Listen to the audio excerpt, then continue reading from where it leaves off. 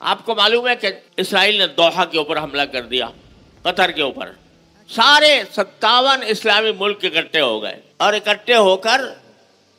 ہونا تو یہ چاہیے تھا، پاکستان کی طرف سے قرارداد بھی پیش کی گئی تھی کہ بھائی سب مل کے کوئی اتحاد قائم کریں اور اتحاد قائم کر کے اسرائیل کا مقابلہ کریں، مگر جو قرارداد وہاں سے آئی، جو اعلامیہ جاری ہوا، وہ اتنا مایوس کن تھا کہ اس سے بہتر تھا کہ جمع ہی نہ ہوتے، اتنی زیادہ اس میں مرعوبیت اور احساس کمتری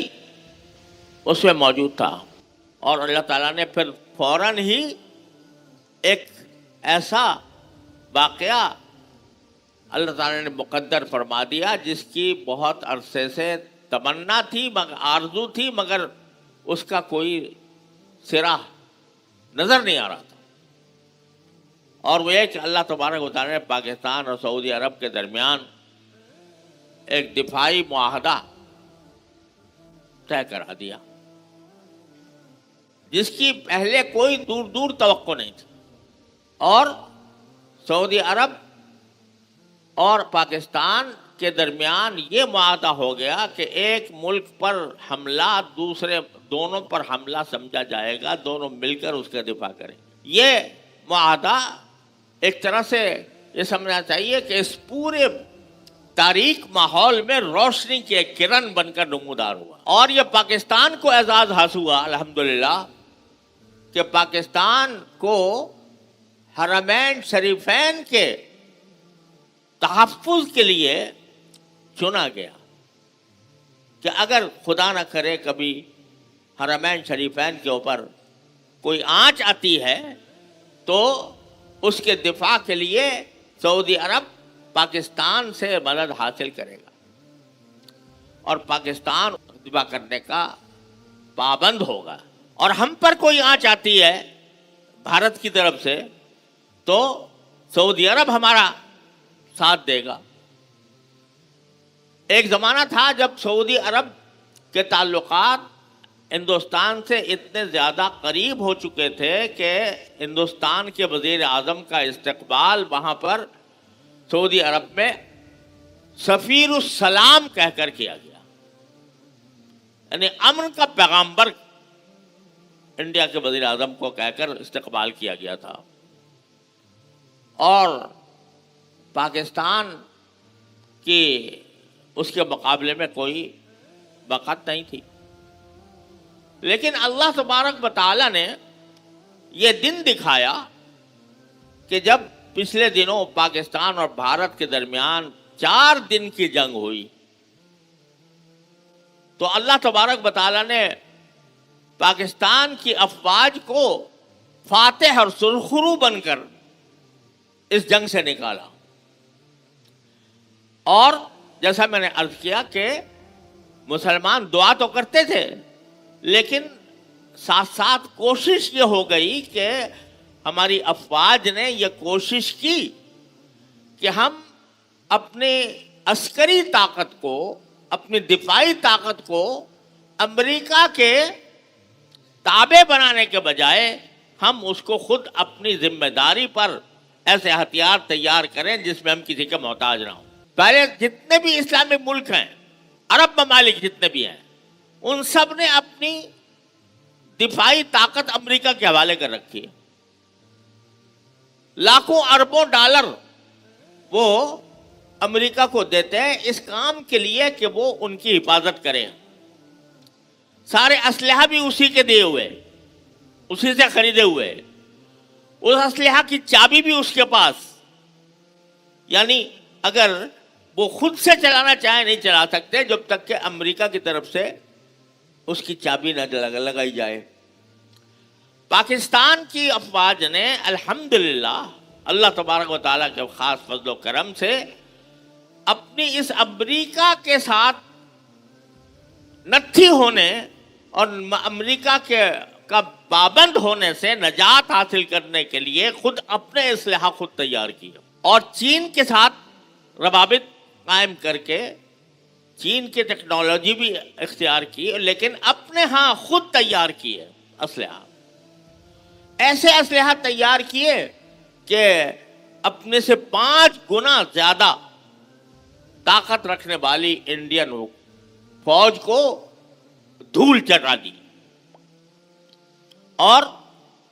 ان کے وہ طیارے جن پر ان کو ناز تھا، رافیل طیارے جو فرانس سے خریدے تھے بڑی قیمتی، اس کو دور سے ہی نشانہ بنا دیا اور طیارے گرا دیے اور ان کے سارے نظام کو مفلوج کر دیا. کوئی طیارہ مقابلے کے اوپر اڑنے کے قابل نہیں رہا. یہ کوشش جو کی گئی کہ ہم غلامی کے پھندے سے نکل کر خود آزاد ہو کر اپنا دفاعی انتظام کریں، یہ کوشش ہوئی اور اللہ والوں کی دعائیں ہوئیں. تو اس کا نتیجہ یہ ہوا کہ بھارت کو 4 دن کے اندر دھول چٹا کر اس کو بری طرح شکست دے کر ساری دنیا کے اوپر اللہ نے پاکستان کی ایک دھاک بٹھا دی. اس دھاک بٹھانے کا نتیجہ یہ ہے کہ آج سعودی عرب یہ کہتا ہے کہ آؤ میرے ساتھ اور ہم دونوں مل کر ایک دوسرے کے دفاع کریں گے. وہی سعودی عرب جو کبھی انڈیا کے وزیر اعظم کو سفیر السلام کہہ کر اس کا استقبال کرتا تھا، لیکن اس کے اوپر بھی یہ بات واضح ہو گئی کہ الحمدللہ عالم اسلام کے اندر ایک ملک ایسا ہے جو امریکہ کے اوپر انحصار کرنے کے بجائے خود اپنی کوشش سے اپنے اسلحات کو استعمال کر سکتا ہے. اور الحمدللہ یہ اعزاز بھی اس کو حاصل ہے کہ وہ ایٹمی قوت ہے. قرآن کریم نے یہ فرمایا وَأَعِدُّوا لَهُم مَّا اسْتَطَعْتُم مِّن قُوَّةٍ، دشمنوں کے مقابلے کے لیے جتنی قوت تم تیار کر سکتے ہو وہ تیار کرو. یہ حکم ہے قرآن کا. تو اس کے بعد جب کبھی مقابلہ ہو جائے تو ثابت قدمی سے کام لو اور اللہ تعالیٰ سے رجوع کرو. یہی 2 کام ایک مسلمان کے ہیں. تو الحمدللہ اللہ تعالیٰ نے اپنے فضل و کرم سے یہ ایک بہت عرصے کے بعد ایک خوشی کا اور بہت ہمارے لیے قابل فخر واقعہ دکھایا کہ دونوں ملکوں کے درمیان الحمدللہ یہ معاہدہ طے پا گیا. اور حقیقت تو یہ ہے کہ سعودی عرب کے ساتھ ہمارے برادرانہ تعلقات تو مدت دراز سے ہیں، پہلے دن سے ہیں. اور سعودی عرب ہمارا نہ صرف یہ کہ ایک دوست ہے بلکہ ہمارے لیے ایک تقدس کا نشان ہے حرمین شریفین کی وجہ سے. لہذا اس کے ساتھ دوستی، اس کے ساتھ قرب تو شروع سے چلا آتا ہے. لیکن یہ دفاعی معاہدہ انشاءاللہ ثم انشاءاللہ یہ دشمنوں کو کی سازشوں کو ختم کرنے کا ذریعہ بنے گا. اللہ کے رحمت سے انشاءاللہ ایسا ہی ہوگا. تو اب جو فلسطین کا مسئلہ ہے اور اسرائیل کا مسئلہ ہے کہ جو ایک درندہ بنا ہوا ہے اور جس پر چاہتا ہے وہ چڑھ دوڑتا ہے، تو اس کے لیے ایک لگام ڈالنے کا اللہ نے ایک موقع دیا. یا اللہ پاکستان اور سعودی عرب کو استقامت عطا فرما اور غیروں کی غلامی سے نکالنے کا ذریعہ بنا دی. اور یہ کچھ بعید نہیں ہے کہ 2 ملکوں کے درمیان یہ معاہدہ ہوا ہے تو اللہ تبارک و تعالیٰ دوسرے مسلمان ملکوں کو بھی توفیق دے کہ وہ اس میں شامل ہو. اگر مسلمان سارے متحد ہو جاتے ہیں،